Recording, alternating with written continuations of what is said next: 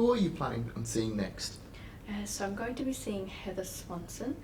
She's a day 1 post-laparoscopically assisted vaginal hysterectomy and bilateral salpingectomy, and she's planned for discharge this morning. Okay, what else can you tell me about her? So she is 43 years old, female, day 1 post-A laparoscopically assisted vaginal hysterectomy and bilateral salpingectomy for heavy menstrual bleeding. She has past medical history of asthma, surgical history of bilateral tubal ligation, appendectomy, and a knee arthroscopy. Her usual medications are Ventolin, which is a bronchodilator, and she can have that as needed. And at the moment she's written up for ibuprofen and paracetamol, which she's had 20 minutes ago, so it could be a good time to see her soon. And she can have fentanyl and tramadol if needed, which are all analgesics. I'll need to ask her more about her social circumstances, including exercise and hobbies, and if she's working, because the charts didn't say anything about that. Okay, did you see anything else in the charts? So the nursing notes indicate she's been mobile overnight, and her vaginal pack and IDC has come out this morning, so she should be doing a trial of void. She's also on IV antibiotic cefazolin, dalteplin to reduce risk of blood clots, and antiemetic ondansetron in case she's feeling nauseous today, and naloxone, which I had to look up. It's a competitive antagonist at opioid receptors, which would be used if she had too much fentanyl, but she hasn't had any. But I did see she is scripted for endo and opioid analgesic, which could cause constipation. Oh, great. What is your plan for Heather today?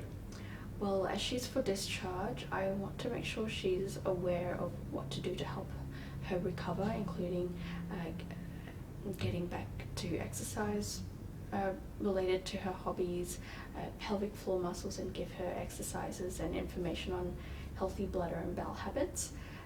Before I do that, though, I would ask if she has any pain or discomfort, if she's been getting any lightheadedness and dizzy, if she's been feeling nauseous, and if she's been out of bed yet. I also want to ask her if she has had any incontinence issues with her bladder, bowels, or wind when she coughs or sneezes, and if she has to rush to the toilet urgently, or if she's had any discomfort or heaviness around the vagina, and ask her about any constipation before or after the surgery. I would assess her pelvic floor muscle activity by using her transverse abdominis activation as a guide, which I think we can do as her vaginal pack and IDC is out. And I would clarify her social circumstances, who she's living with, what her home setup is like, and if she's working. Great, sounds like a good plan. Hi Heather, I'm Lucy. I'm a physiotherapy student. This is my educator Ben. Hi Heather. Hi, I was waiting for you. Excellent. So do you know why we're coming to see you today? Yeah, the doctor said I needed to learn some exercises and that the physio was going to teach me. Yes. Okay, so we will go through all of that, but I also want to give you some information about your recovery after surgery too. Is that all right? Yeah, absolutely. Okay, so I just want to find out how you're feeling today. Pretty good actually. There's not as much pain as I was expecting. Okay, that's great. Can you rate your pain at the moment? Yeah, it's pretty good when I'm sitting here. If I move around, it hurts a bit more, and obviously if I go off the bed, it does. Yeah. Okay, so if we were to number it from a 0 to a 10, 0 being no pain at all, 10 being the worst pain, what would you rate that right now? Right now, like a 0 out of 10. But if I was to move, about a 4 out of 10. And the nurses, they gave me some pain medication earlier, so that's been really helpful. Okay, so what about any lightheadedness or dizziness? Do you feel any of that? No, not at the moment. And do you feel sick at all? No. Okay. So I can see you've been up and moving around, but to help with your healing and recovery, for the first 2 to 3 days, it's important to rest. And this is to help reduce pressure around the site of your operation and to help with reduced swelling. You should be having regular rests lying down flat on your side. If you're standing or sitting a lot, it can slow down your healing process. In fact, I'm going to get you to lie back down now so that I can run through your exercises, and also so you can rest as well and take some pressure off the side of your surgery. And I'm going to show you a special way to move in and out of lying down as well, which doesn't put much pressure through the area affected by your surgery. So try to lie down by first going onto your side, so onto your left elbow. And I just want you to go all the way down first before you lift both your legs up, and then lie down that way. Okay.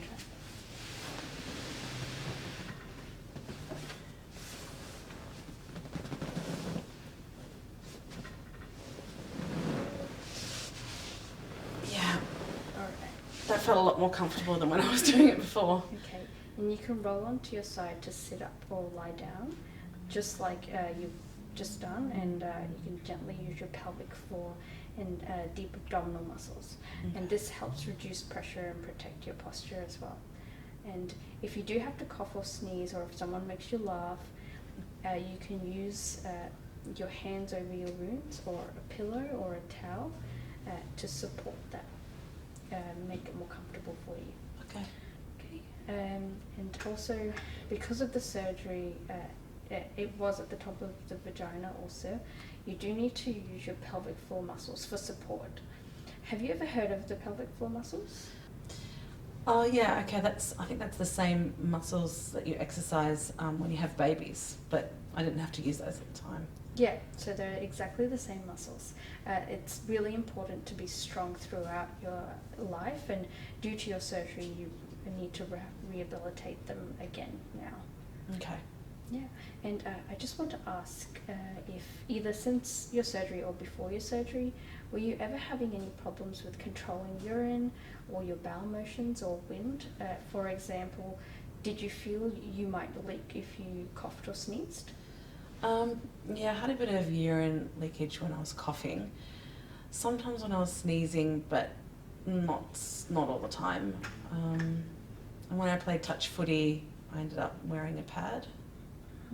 Do you ever feel like you need to rush to go to the toilet for a wee?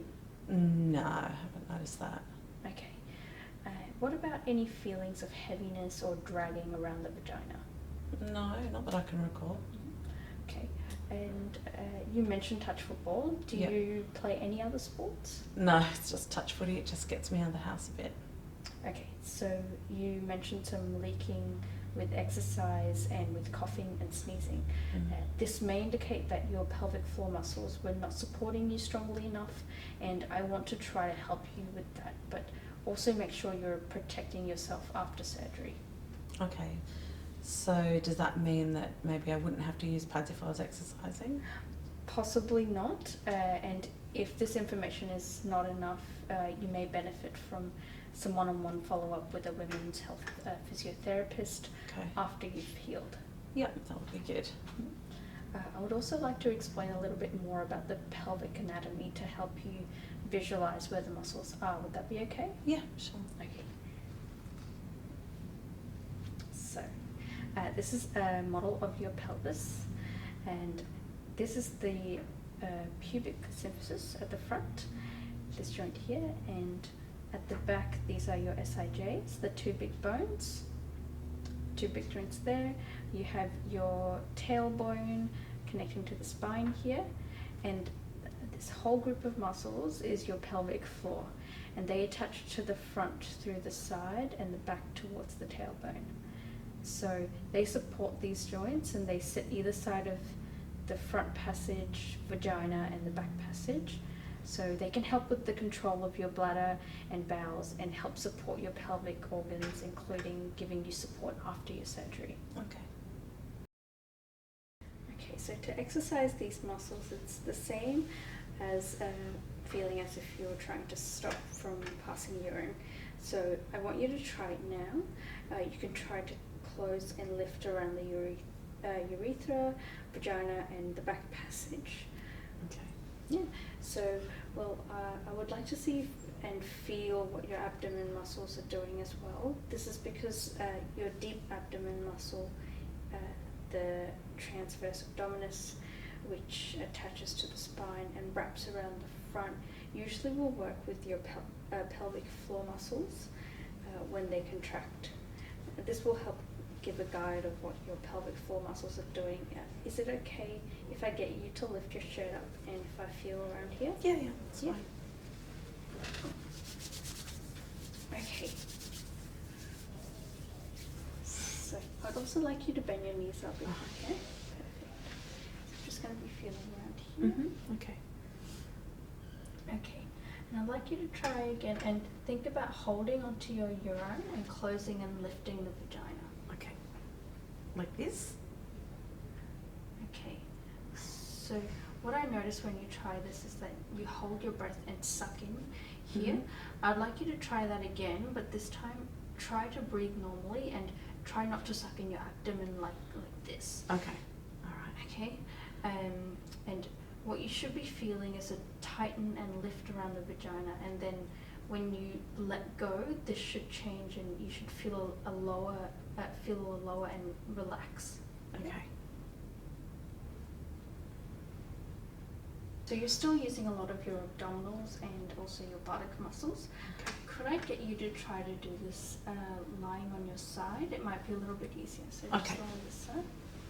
I'm just going to switch sides. Okay, sure. Okay.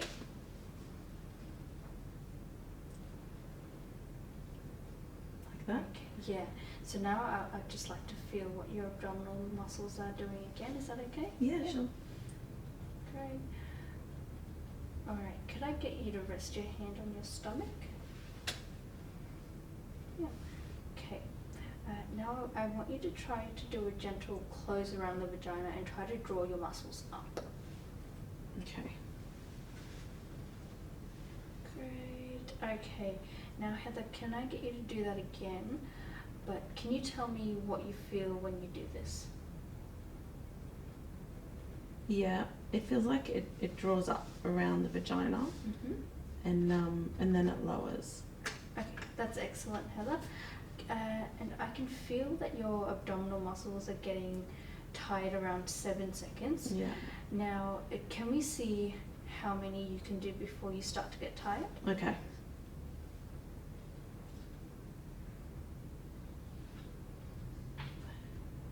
It's about there. Okay, excellent. So this is what I want you to be practicing. Alright, I want you to try to hold for 5 seconds for 5 repetitions, and I want you to try to do this 3 times. Can I do it more than that? Yes, you can. So 3 times per day is what we start to recommend. But you also want to slowly increase, so you don't want to do it too many at the start. Okay. So you can slowly increase how long you're holding it and progress to lying on your back. And you should be aiming for 10 seconds for 10 times by about 6 weeks, and also trying gentle holds for up to 30 seconds a few times. Okay, yeah, I can try that. Okay, so now to help you support in your recovery, we want to help support the pelvic floor muscles, and to do that we're just going to roll over to our sides and sit up. So which side do you prefer to get up from? On that side. That side? Okay, Yeah. we'll go that side. Okay. Great. As I'm doing that, I just want to feel what you're doing as well. Yeah. Is that okay? Okay. Alright. All right. Yeah. Okay.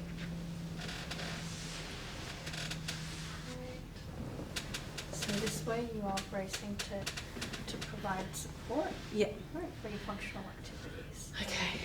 And I just want to get you to do that while you're standing as well. Okay. So I'll just feel at the same time. Yep. Great. Heather, do you still feel your muscles are switched on? I don't really know. Okay. I think so. Okay. Alright, so you could try to let your pelvic floor muscles go. Alright, so try.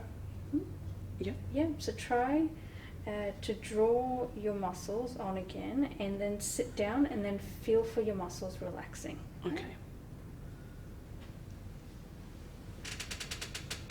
I didn't really feel anything. Okay, alright, so when I can feel your abdominal muscles, when they relax a little bit upon standing and upon sitting down, so it might mean that your pelvic floor isn't quite maintaining their hold through the movement. Okay.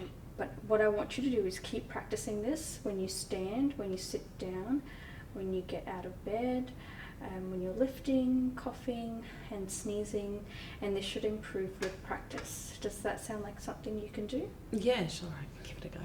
Okay, great. So it's also important to get into or maintain good bladder and bowel habits, particularly as we don't want you straining to go to the toilet, as that will also increase pressure where your operation was. Okay, yeah, I actually haven't been for a few days, so I was a bit worried about that. Okay, have you opened your bowels yet? No, not yet. So the nurses said they might have to give me something if I haven't gone before I'm discharged. Okay, so have you been passing wind? Yes, I have. Okay. If you have passed wind, can you control this? Normally I can, but I haven't really tried that yet. Okay, so to help with your bowels, there's a particular position that can make it easier for you to empty without straining when you need to go. This position is, so I'll demonstrate for you. Okay. So this position, you want to keep your knees higher than your hips. And you're leaning forward with your back straight, so you can let your tummy relax, and that can help it help make it easier for you to go. So you shouldn't feel like you have to strain. Okay. Yeah, and sometimes Like this? so yeah, sometimes a footstool might also be able to help if you have one at home. Okay. So like this? Yeah, just a bit straighter.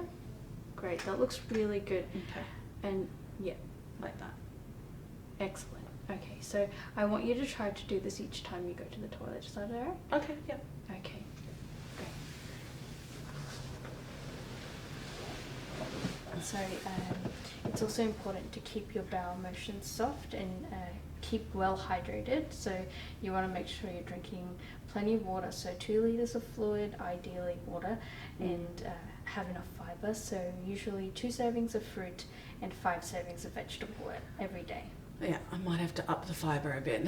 Okay. Are there any reasons why Heather might need to focus on this, Lucy? Yes, well, Heather, currently you're on pain relief, which sometimes can have a side effect that can make us constipated. So the medications you're currently taking aren't too strong, but you might have some endone, which you could have at home, which can have that side effect with constipation. You should ask your doctor before discharge what they recommend as a suitable stool softener or laxative if you need it. Also, this is a large operation that sometimes can affect how well your bowels are moving as well. Okay, well, hopefully I won't need it. Thank you. Yeah, so hopefully you're going home today. Do you live with anyone? No, it's just me. Kids are all grown up and moved out, so it's just me. Okay, and what's your home life like? Is it low set home or high set? Yeah, it's low set. It's just a little unit. Okay, and are you working at all? Yes, I'm a disability carer. All right, and what sort of things do you have to do with work? I just look after people and give them care in their daily lives, and I also do night shift though, so I have to help people get to bed, sometimes for toileting overnight as well. So it can be very manual physical work? Definitely. Okay, so other things that you also want to be mindful is to reduce pressure through your abdomen down onto your cervical side is heavy lifting, pushing and pulling. So a lot of the things that you do for work. Okay, so how long would that be for? So at least 6 weeks, and this is to allow you enough time for to heal from your operation and reduce any strain onto your pelvic floor and also your back while you recover. Okay, I was kind of hoping to go back to work in a couple of weeks. Okay, so Usually you do want to wait at least 6 weeks before returning to such physically demanding jobs. The doctors will have written a medical certificate for you, and you need to make sure the doctor understands the physical nature of your job as well. Okay. This might help them to support you to have, the correct time off before returning to full-time duties. Okay. And at home, you also want to be avoiding these heavy pushing and pulling tasks like heavy housework, mopping, vacuuming, sweeping, heavy lifting tasks like carrying your shopping bags, loading your laundry basket, and gardening. And if you are lifting anything, you always want to make sure that your pelvic floor muscles, you use your pelvic floor muscles before and during you lift. So you want to make sure that you keep your hips and knees bent and keep your back straight. Yeah. And just keep the object close to you as much as possible. Yeah, we've done some training at work on manual handling, Okay. so yeah. Great. So How much can I lift though? You should avoid all lifting tasks okay. in the first couple of weeks, Right, okay. as your tissues heal from the surgery. So, and then I wouldn't say no more than 10 kilos for the first 3 months, and then sometimes I can gradually increase, but you should check with your doctor. Okay. So the same rest time also applies to your exercises. Your first couple of weeks, you'll just phase back into gentle walking and activities around the home. You don't want to be doing anything more strenuous than gentle walking, gradually building up to 30 to 60 minutes per day, just by 6 weeks. Okay, so no touch footy then? No. So then after 6 weeks, you can start gentle to low impact exercises. So you can go into brisk walking, cycling, cross trainer, swimming, and then around 12 weeks, you can start with the more high impact exercises. This could be longer depending on how you're recovering as well. Okay, so basically all the things that I like to do I can't do then. Yeah, but this is only while you're recovering. You will need to consider missing the touch season, unfortunately, but you will be right back to next season. And yeah, remember you are modifying some of these things you enjoy doing for a short time to assist you having the best recovery that you can. Yeah, okay. And to allow time for healing at the operation site, it's also recommended not to have sexual intercourse for 6 weeks. Okay, well, I'd have to have a partner for that, so we're good. Great, so do you have any questions for me? No, I think I can remember all of that. Okay, great. So remember, you do want to make sure that you're resting regularly. That means lying down flat for your first few days. Do your pelvic floor exercises for 5 seconds for 5 reps 3 times a day. And when you're moving, coughing and sneezing, make sure to support. And keep your fluid and fiber up to help with your bladder and bowels, as well as trying to position while you're going to the bathroom, as we discussed earlier. So avoid heavy lifting, pushing, pulling for the first 6 weeks, as well as any gentle walking, and then low impact exercise for up to 12 weeks. I would also like to refer you to one of our women's health physiotherapists in the outpatients department, because you mentioned you sometimes leak urine with coughing and sneezing and playing touch football. Would that be okay? Yeah, I'm okay with that. Are they going to teach me exercises kind of like we've done today already, or? Yeah, that's a good question. So they will assess if you are doing exercises correctly and how strong your muscles are.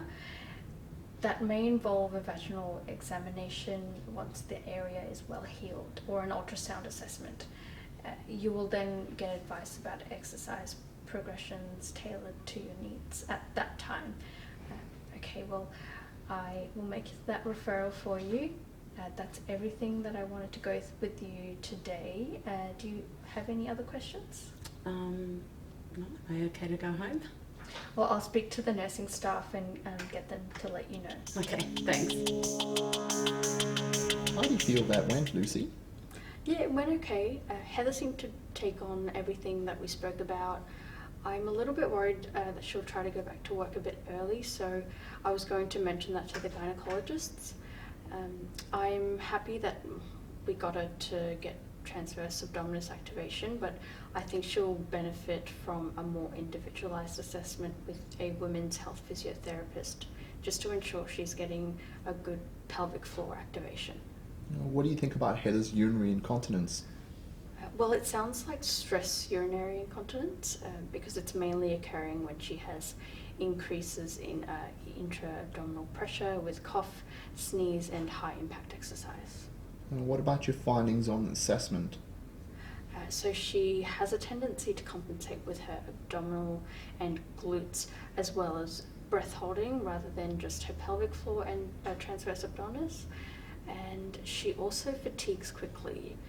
She did better in side lying when she was able to keep her abdominals more relaxed. Absolutely. Is there anything else you need to do for Heather? Well, I'll just have to finish her notes so I can show them to you shortly, and also write her referral to the outpatient women health physiotherapist. Great.